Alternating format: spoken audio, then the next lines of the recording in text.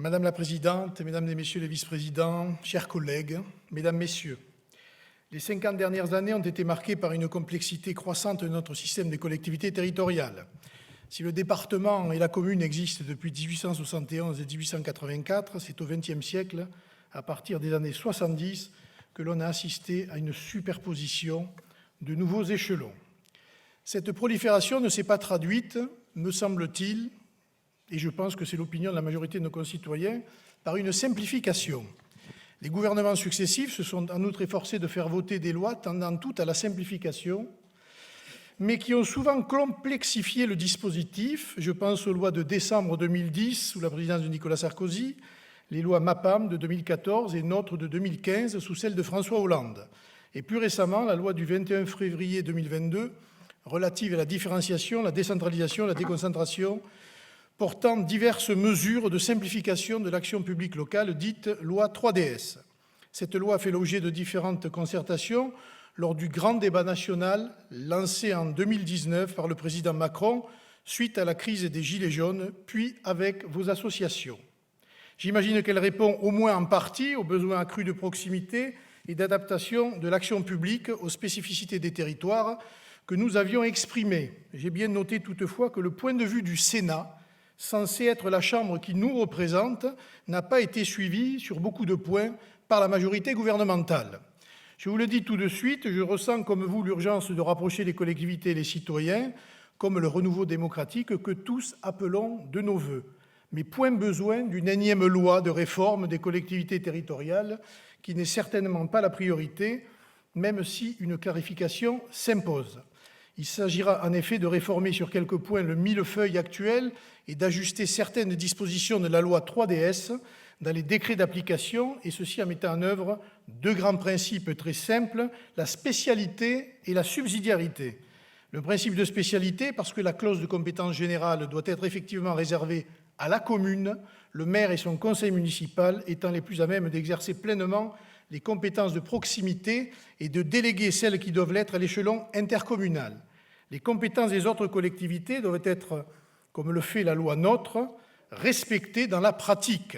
Le principe de subsidiarité, qui est, faut-il le rappeler, énoncé à l'article 72 de notre Constitution. Les collectivités territoriales ont vocation à prendre les décisions pour l'ensemble des compétences qui peuvent le mieux être mises en œuvre à leur échelon. Il implique qu'une compétence soit exercée par la collectivité la plus à même de l'exercer, c'est-à-dire là où il y a une réelle économie de moyens et une plus grande efficience dans l'exécution. Ce principe me paraît particulièrement adapté à la commune, qui doit retrouver une certaine liberté pour déléguer à l'échelon intercommunal les compétences susceptibles d'y être le mieux exercées. J'observe d'ailleurs que la récente loi 3DS a fait un premier pas en ce sens en permettant aux communes de transférer des compétences à la carte à leur intercommunalité. Mais ce que cette loi a fait pour l'exercice de la compétence voirie, en soumettant son éventuel transfert à la reconnaissance d'un réel intérêt communautaire, et de la compétence tourisme, en élargissant les possibilités de sa restitution aux communes, me paraît un pas bien timide dans l'application de ce principe de subsidiarité.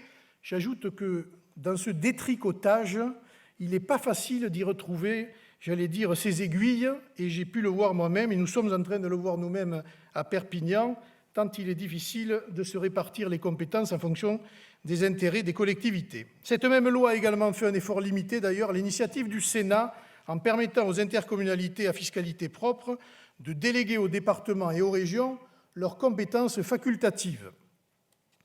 J'y ajoute un autre inconvénient pour les communautés urbaines et les métropoles les plus vastes. L'État a profité de ces structures pour abandonner toute politique volontariste d'aménagement du territoire, avec pour conséquence une profonde injustice territoriale à laquelle nous entendons répondre. Ce souci de l'égalité entre les communes, il faudra l'avoir constamment à l'esprit dans l'application de la même loi 3DS, les mesures qu'elle contient en matière de différenciation territoriale et de compétences à la carte pour permettre aux collectivités locales d'adapter leur organisation et leur action au particularisme, en allant même jusqu'à donner plus de latitude pour fixer localement la réglementation dans leur domaine de compétences, présente un risque de violation du principe d'égalité et il conviendra d'être particulièrement vigilant sur son respect. Sur les finances, les élus que nous sommes, et notamment les 35 000 maires, ont certainement mal vécu après un quinquennat Hollande marqué par la suppression d'une partie des ressources des collectivités locales et la création de nouvelles contraintes, le quinquennat Macron, qui nous a imposé des dépenses nouvelles et une baisse en chute libre de nos recettes. S'agissant des ressources de nos collectivités, elles doivent, au terme de l'article 72 de la Constitution, pour être utilisées librement et comprendre tout ou partie du produit d'imposition avec une assiette et un taux qui peuvent être fixés dans les limites que la loi détermine.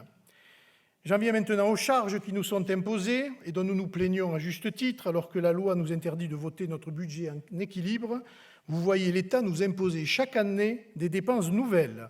Là encore, l'article pourtant de la Constitution 72.2 est très clair en la matière. Nombreux ont été, dans les 2 dernières décennies, les transferts de compétences vers nos collectivités qui ont donné lieu à des dotations censées compenser le coût de leur exercice, mais ces dotations de compensation ont été fixées une fois pour toutes sans tenir compte de l'augmentation des dépenses que peut entraîner l'exercice de cette compétence.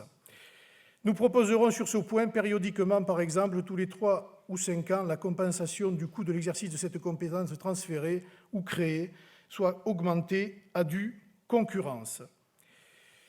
Un exemple, la modification du régime indemnitaire des agents qui est décidée par le gouvernement et qui va coûter à un certain nombre de collectivités une augmentation de ses charges de fonctionnement sans compensation par l'État, ce qui pose évidemment un problème, ou même la loi SRU, elle doit selon nous tenir compte de la spécificité des territoires et ne plus être calculée sur le stock, c'est-à-dire les 25%, mais sur le flux, c'est-à-dire la réalisation d'un ensemble de logements devant comprendre au moins un quart de logements sociaux. Voilà en gros ce que nous avions à dire sur les communautés urbaines et les rapports avec la mairie, mais je vais profiter des 3 autres questions et de la dernière pour un peu plus affiner le projet. Merci. Merci, et je demande donc à Virginie Carolo-Luttrot de venir pour poser les 3 questions qui vont vous être posées de façon identique par rapport à tous les autres candidats. Monsieur Alliot, donc, je vous propose d'affiner votre pensée concernant les relations entre l'État et les collectivités locales, et notamment votre proposition ou votre vision d'un nouvel acte de décentralisation. Écoutez, la première chose, c'est que l'État ne nous impose pas un certain nombre de contraintes sans concertation aucune. Et on le voit dans les dernières décisions qui ont été prises. On apprend du gouvernement un certain nombre de mesures qui s'appliquent à nous, mais on ne nous demande pas comment on va les mettre en œuvre, ni quelles sont les décisions que nous sommes obligés de prendre à l'échelon local pour, j'allais dire, être conforme à la loi. Donc, clarification des compétences, clarification des rapports avec l'État et cantonner l'État à un vrai contrôle de légalité et non pas à une intervention dans tous les domaines, pratiquement, sans que nous soyons en concertation, sauf sur, évidemment, l'aménagement du territoire, mais j'y reviendrai sur les questions suivantes. La question suivante, c'est l'organisation territoriale, la place des grandes villes, de l'urbain et des intercommunalités auprès, notamment, vous l'avez évoqué, des départements et des régions. Alors écoutez, nous sommes plutôt des départementalistes, donc je ne vais pas vous cacher notre clarification en la matière. Simplement, nous pensons qu'on devrait maintenant revenir à ce que le gouvernement de Nicolas Sarkozy avait imaginé à l'époque, c'est-à-dire les conseillers territoriaux. Soit les conseillers départementaux se transforment et se réunissent en assemblée régionale pour gérer des compétences régionales, soit les conseillers régionaux se réunissent en assemblée générale pour exercer les compétences départementales, mais il faut sortir de cet enchevêtrement et de cette stratification des compétences. Pour les communautés urbaines qui sont représentées ici, c'est encore plus délicat. Je pense qu'il faut tout simplement tenir compte du contexte. Chaque communauté urbaine ou communauté d'agglo a sa spécificité. Et je vois bien, nous, dans la nôtre, entre une ville comme Perpignan qui a 120 000 habitants, sa deuxième commune, elle a 11 000 habitants. Ce n'est pas le même rapport d'échelle, il n'y a pas un esprit, si vous voulez, de supériorité à exercer. Mais je pense que la ville-centre, dans les intercommunalités, devrait être mieux prise en compte qu'elle ne l'est aujourd'hui, car on peut assister à des blocages, et malheureusement, ça se fait au détriment de l'intérêt général. Merci. Vous avez évoqué l'autonomie financière des collectivités qui est malmenée. Quelle est votre position un peu plus précise, notamment sur la fiscalité locale? C'est le grand chantier. C'est soit on pérennise des parts de fiscalité nationale, mais on sait à quoi s'en tenir et ça ne change pas comme on le voit chaque année. Et quand on les supprime, c'est encore pire parce qu'elles ne sont jamais compensées. Soit on va, mais ça je pense que c'est aussi aux collectivités locales à fournir un certain nombre d'idées, soit on va vers une fiscalité locale propre, mais à ce moment-là, elle ne peut pas se faire, j'allais dire, en addition de la fiscalité nationale. Il faut que s'il y a une fiscalité locale, il y ait à l'échelle de la nation une baisse de la fiscalité sur les entreprises et sur les ménages, parce qu'on ne peut pas cumuler deux fiscalités, évidemment au détriment à la fois de la compétitivité pour les entreprises et du pouvoir d'achat pour les ménages et les citoyens. Merci. Alors, vous avez votre temps pour la carte blanche. Vous pouvez non seulement aborder le sujet que vous souhaitez, mais aussi rebondir sur nos propositions. Vous avez le temps d'aborder les deux. Écoutez, je vais rebondir par rapport à votre chapitre sur l'offre de mobilité.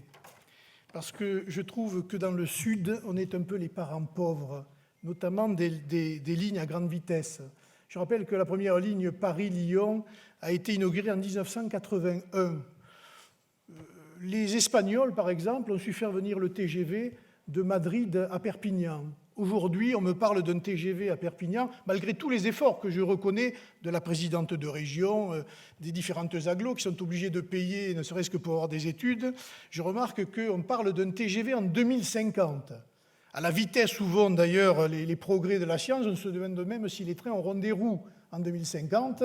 Et donc, je pense qu'il y a un lobbying actif à faire et à proposer pour que l'État et l'Union européenne, qui a les crédits, accélèrent les chantiers des lignes à grande vitesse. Je pense notamment, monsieur le maire de Toulouse, à Bordeaux-Narbonne et puis à Montpellier-Perpignan, qui finira de désenclaver le sud de la France. Mais c'est très important pour l'économie locale et pour tout simplement la mobilité douce dont tout le monde se prévaut, mais dont nous avons manifestement des difficultés à mettre en œuvre, en tout cas dans le sud de la France.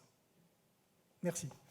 Écoutez, merci. On va vous remettre les contributions de nos deux associations.